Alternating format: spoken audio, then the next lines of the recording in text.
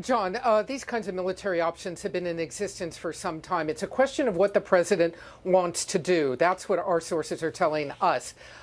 He has a couple of very critical military decisions he has to make. Does he just want to send a signal to Assad? He can do that with striking airfields.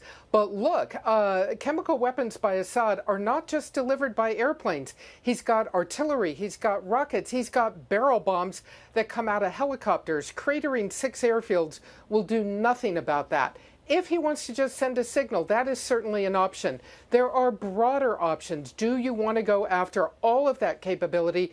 Do you want to end Bashar al-Assad's ability to launch chemical weapons, to launch nerve agents against his own people?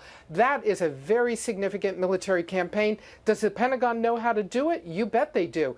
But that's going to be a real challenge. One of the decisions for the president in the coming hours as he tries to decide what to do is just that, the limited send a message or take a much stronger military action. And one of the key factors is the Russians. What I am being told is they want to be very careful about not striking any facilities where once they bomb, they might find that there are Russian military or security personnel inside a building that they don't know about. That would be a huge concern for the United States. So if this goes ahead, it might suggest limited action, but it also might suggest that it really won't be much more than just that. We do not know at this hour what the president is deciding, but we do know all of these issues are in front of him. We know that there are Tomahawk missiles in place.